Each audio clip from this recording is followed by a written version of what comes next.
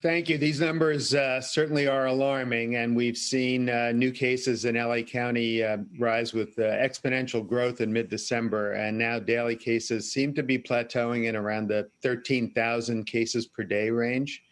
And this is putting an intense burden on the hospital systems. The smaller hospitals are being hit harder than larger institutions like the one I work with.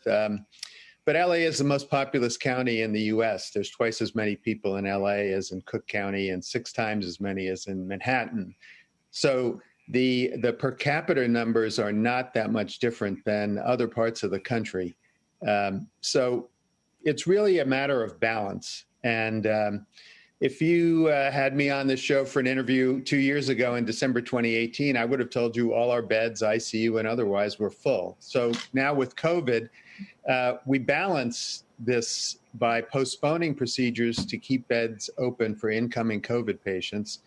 But of course, postponing needed non-COVID procedures is not something we want to do. We have to care for all our patients, COVID and non-COVID. But it's that balance, and also a balance across the region managed by public health and by organizations that manage hospital systems. At the same time, Kevin, the vaccines are starting to get rolled out. I assume you've been administering it. How's the distribution going? Oh, good morning. Thank you. So we administered our first employee on the 16th of December.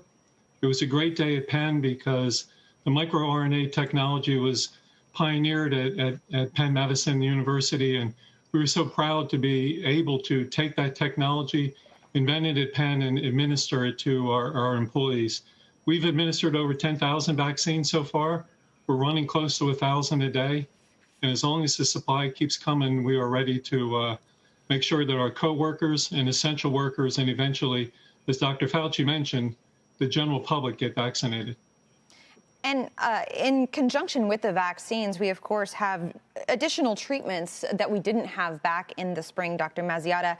There was an article yesterday in the Journal about how doses of monoclonal antibodies are sitting unused in hospital pharmacies. These are treatments by Eli Lilly, Regeneron. They were approved for emergency use in November. Can you give us a sense of what's really going on the ground right now with regard to using these treatments, and why do you think there's such hesitation to put them to use? Yeah, I don't actually understand why one would be hesitant. The monoclonal antibodies we've rolled out at UCLA Health in all of our clinics in the prescribed way for individuals who are infected with the virus but have potential complications that would cause them to be at higher risk. And that rollout has been smooth and seemingly successful. So I don't understand why there would be hesitancy to use those treatments. Kevin, back to vaccine distribution. You mentioned, of course, 10,000, 1,000 a day. What is your sense in terms of when the timeline is going to hit the general public, not just frontline professionals, but everybody and anybody out there? Sure. I would agree with Dr. Fauci that, March, April, by the time we get to the general public. What I think is important for everyone to remember, though, even though we're beginning the vaccination, we still have to wear our masks. We still have to practice staying away from crowded indoor spaces, that we're not protected until we get to that 60, 70%. Some of our employees, for example, a spouse has been vaccinated, but not other people in the family. So we're on the course to correct and beat the virus, but it's still several months of really tough times for all of us to work together. Shepard Smith here. Thanks for watching CNBC on YouTube.